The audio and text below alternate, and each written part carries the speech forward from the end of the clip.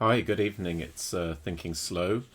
I wanted to do a quick video about two important interviews that have come out recently, pushing the lie that intensive care units are full of unvaccinated, and therefore that is the reason why ripping up the Nuremberg Code and moving towards a fairly diabolical policy of compulsory vaccination is a reasonable step.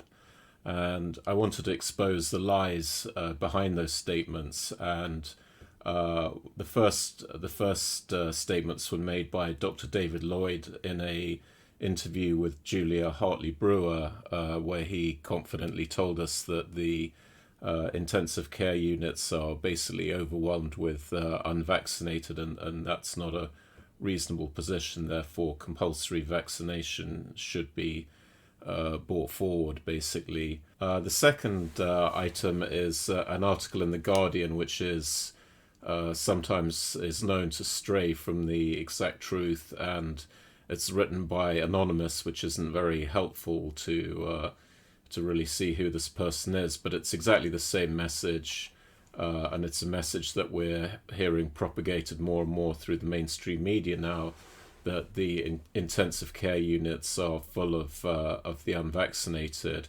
And actually the article goes on to say, in hospital, COVID-19 has largely become a disease of the unvaccinated. Now, that is entirely untrue, and I'm going to walk through with you some numbers, official government statistics that will prove that these statements are entirely false. So I'm just going to walk through. This is the headline of how I'm going to get to the end of the message here. The first piece will be looking at the inpatients in the general beds, which is at a point in time. The next piece will look at rates of admission, which will be over a sort of weekly, 2 weekly period, which is slightly different to the inpatients because that's a position at a point in time. And then some data on vaccination in the intensive care unit, which is you have to work out tangentially, but it's possible to get a pretty accurate picture of what's going on. And then we're going to basically investigate why these lies and untruths are told in order to underpin this fairly diabolical policy of compulsory vaccination. So starting off then, I've picked data from England, Wales and Northern Ireland, and I've done that because in different nations you get different bits of data that can be useful to get an overall picture of what's going on, and I'll sort of flick from one to the other to basically show what the real position is. And actually, as you'd expect, a lot of the data is quite comparable across the nations. So this chart I've taken straight from the Welsh data on COVID in hospitals, and this is quite a useful chart because it's quite long term and it shows the percentage of critical care beds that were taken up with COVID, and also the all hospital wards, which is the sort of general beds, effectively, not the critical care beds. So as you can see here, the all hospital beds, which is the sort of general beds, about 7% of the general beds are used for COVID at the moment. So again, the impression that you're getting that the hospitals are flooded with COVID patients, altogether, i.e. vaccinated and unvaccinated, is not true, because about 7% of general beds are COVID beds. And then within that 7%, I'll show you only a very, very small proportion are unvaccinated. Now, the situation in the intensive care beds is different. There is a higher percentage of COVID patients in intensive care, but it's somewhere around about the 30% mark across the nations, and that seems to be a fairly standard level across the different nations. So firstly, looking at the just the inpatient position, this is in Wales, so this is official government data, and for many reasons inpatients is quite a useful metric, and it's slightly more useful than admissions because it's a point in time and it gives you a sort of good idea of who's actually in the hospital whereas on admissions you can see a lot of people coming in, and if they're younger, for example, and not staying long in hospital, they won't be then showing up as a large number of inpatients, because they'll be discharged and will not be inpatients. So in many ways this is a more useful metric. But this total 748, which is the 7% that we were looking at before in that dark blue line. So all in all, you have about 10,500 general beds in the Welsh healthcare system. So of those, you have roughly 7% are COVID inpatients. So again, even if all of these 748 were unvaccinated, this is not a overwhelming burden on the system at 7%, but really importantly is only 12.8% of these 748 patients are unvaccinated. So if you're looking at the total picture for inpatients in Wales, you're looking at 12.8% of 7%. So less than 1% of the inpatients in Wales are unvaccinated COVID-19 inpatients, less than 1%. And I've tweeted this chart out a bit, but you can see basically 85%, just under, of COVID inpatients in the sort of general wards are fully and partially vaccinated. And actually, in this case, it's almost all fully vaccinated. So, this is the first bit of hard data that will basically tell you that Dr. David Lloyd is not telling the truth. So this is the first chart that shows lies are being used to further this awful agenda that he is pushing. And this is official data, and a later release I'll give you all the links to this. Now, switching to admissions, although inpatients is probably the most important bit of data, admissions, this is for England, is also showing fairly similar picture, basically. So this is directly from Public Health England. It's been renamed to something, but I keep forgetting what it is. But this is, again, the official English data. But here you have basically, I've put the totals underneath. So you have 6,233 second dose admissions over this 3-week period, 42 to 45 versus 3,200 for non-vaccinated. So even here, non-vaccinated are not really anywhere close to being the majority. It's a third, roughly, of inpatients admissions in this period were not vaccinated. So again, completely blowing out of the water the lies told by those medical people saying this is really all the unvaccinated. Absolutely untrue, completely false. So this is number 2 that shows that this is untrue. And then, how did these people get away with telling deliberate falsehoods like this? And there's basically 3 tricks which we've unwrapped in some of the videos that we've done if you've looked at the channel. But basically, here's 3 of them, and we're only going to look at one of them right now.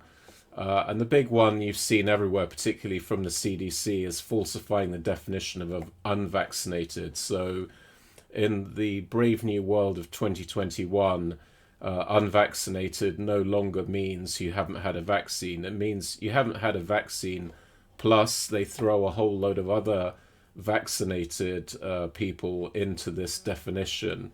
And I guess unsurprisingly, the vaccinated that they add to this category is where all the problems are happening. And I'll show you a chart which shows how important this sort of 14 days within dose 1 is. And they just dishonestly relabel that as unvaccinated. It's really fraudulent, basically, but they do it all the time. And it's the only way to produce statistics on that support the effectiveness of what they're trying to propose.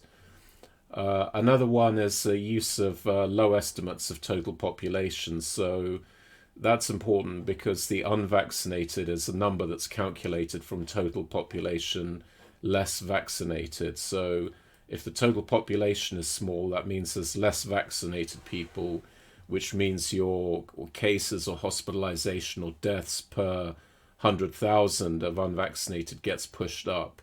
And we'll do a separate video on this because it's kind of an interesting topic, and this is what David Spiegelhalter is trying to push for, this to lower the size of the population being used to ONS data, and therefore pushing up the incidence of deaths, hospitalization and cases. Very dishonest as well, but we can take that another time. And then the third one, which we covered in the video on Goodbye to ONS Integrity, is you start your analysis really before vaccination was significantly rolled out.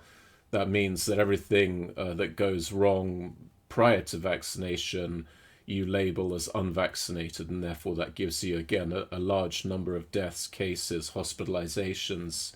You just label them unvaccinated, but because they're unvaccinated for the reason that vaccine wasn't really available or only just beginning to be available, and therefore you skew all the numbers by having an early start date rather than looking at more recent data. More recent data is obviously more helpful than trawling back into January, February, March and start your analysis from.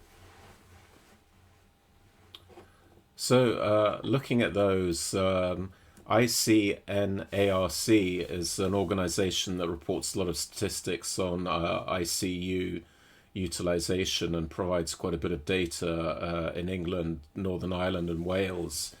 They've chosen to skew all of their statistics by using trick one, basically. So they've used the brand new for 2021 definition of unvaccinated, which no longer means someone who has not had a vaccine, but it's someone who hasn't had a vaccine, and then into that they add all of the cases where people have had a first dose within 14 days. And you'll see in the next chart that why that's important, because a lot of problems are coming within this period of 14 days from the first dose. And just taking all of that and saying, oh no, that's all unvaccinated, is absolute fraud.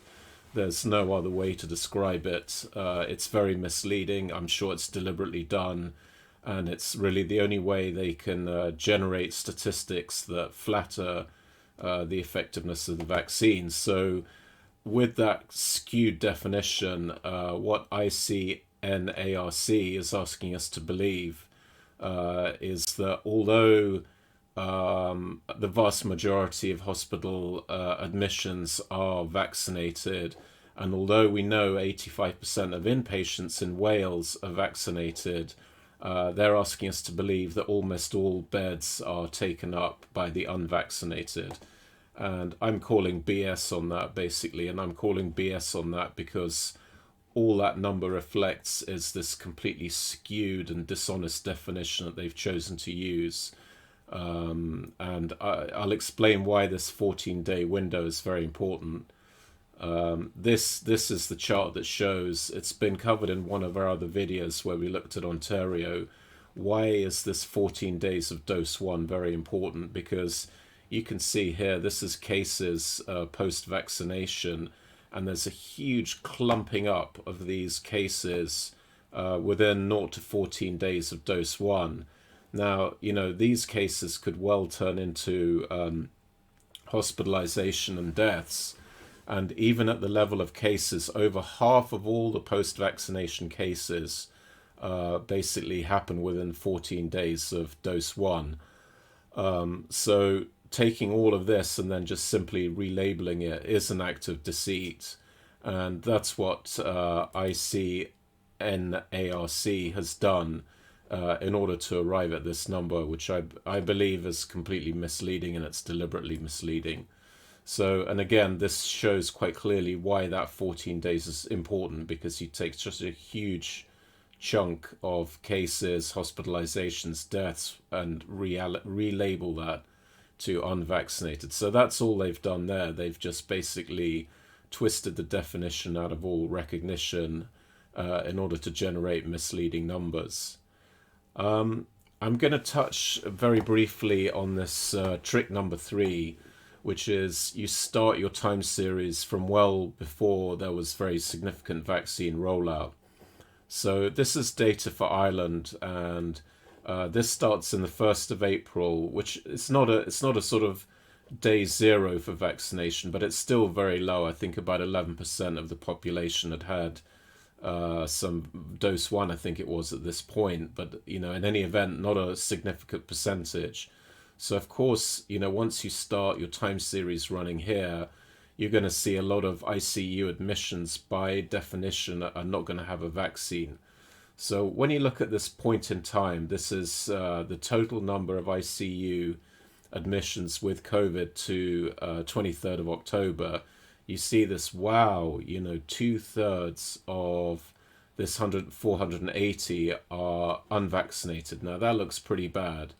Now, the interesting thing you can do here is to try and get some more recent data. You can compare the movement between end of October and mid-November, and this is giving you now data that's much more relevant than what was happening in April, when there basically was very, very little vaccination. So you can just mathematically work out the difference between these numbers and say, okay, well, in this period to the 13th of November, we had 109 ICU admissions, which is 589 at mid-November, less the 480 that was already in place at the 23rd of October.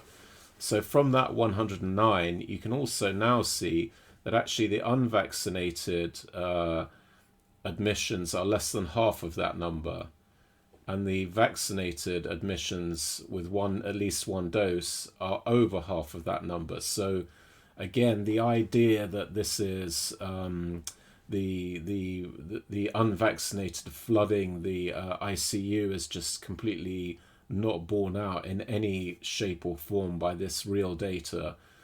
It's less than half of the admissions in this period, and I'm pretty sure you'll see this number head towards the percentage of population that have been vaccinated. So this will go down and this will go up. But even now, there's no justification for the statements made by Dr. David Lloyd. So this is the 3rd time I'm calling out dishonesty on what he said. I'm calling out dishonesty to support a very unpleasant policy stance that ignores your Nuremberg Code rights, and this should be resisted at all costs. And then just wrapping up, basically, the important thing also to remember is you're being coerced, and if you go along with the arguments put forward by Anonymous and Guardian, not only will you be coerced, you will be forced to take a vaccine. And bizarrely, the incidence of COVID in the vaccinated is significantly higher than in the unvaccinated. So that's the black line versus the white line. This is per 100,000, so this accounts for the different sizes of the two populations. And between 40 and 69, the incidence of COVID is double in the fully vaccinated than the unvaccinated. So you're being forced into taking something that actually, for most people, will give you a higher incidence of COVID. So if you meet, what this is saying in plain English is, if you meet someone who's, say, 45, you have twice as much chance of catching COVID from them if they're vaccinated than if they're unvaccinated. And this is what these people are coercing you into. There's no earthly logical reason why you should be compelled to take this. That we can debate the pluses and minuses of the advantage it gives for hospitalization, and there is some advantage. There's no point in denying that. But then there's lots of swings and roundabouts to this. But in any event, the idea that Dr. David Lloyd is going to rip up your Nuremberg Code rights in order to reduce the spread of COVID is completely fanciful, and it's actually completely the opposite of what the data is saying. So that was it, really. Just wrapping up, I hope that the data there showed you that the idea that hospitals in general and ICUs in particularly are flooded with unvaccinated COVID patients is completely false. As I said, in Wales, the COVID patients account for around about 7% of general beds.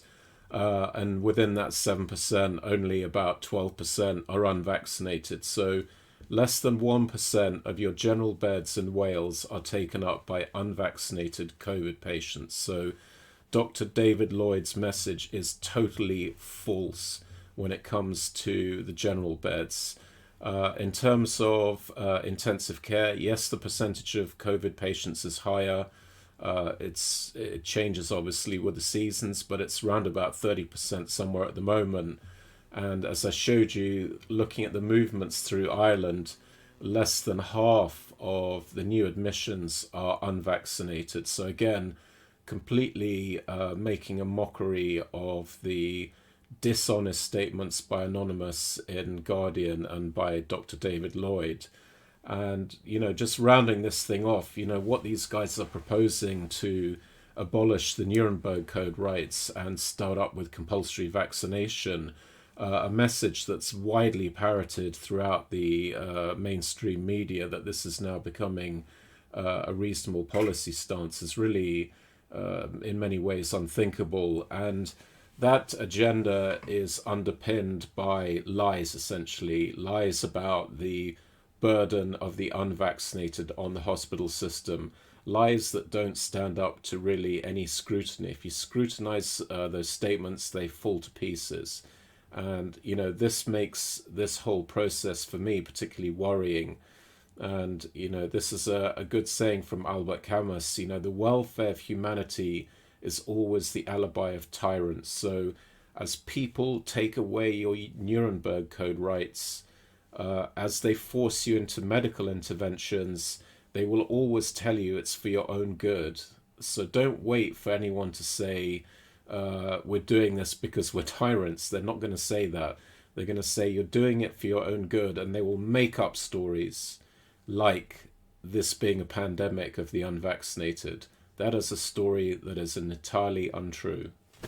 I hope you've enjoyed this video. Please follow or subscribe to the channel. Please share this material if you like it. Hopefully it will stay up on this channel, because all the data we have in here is fact-based and reference to official government sources. So it's completely transparent where this comes from. And as I say at the end of every video, and it's becoming truer every day, do not stay safe, stay free, because without your freedom, you are not safe. Thank you very much. Goodbye.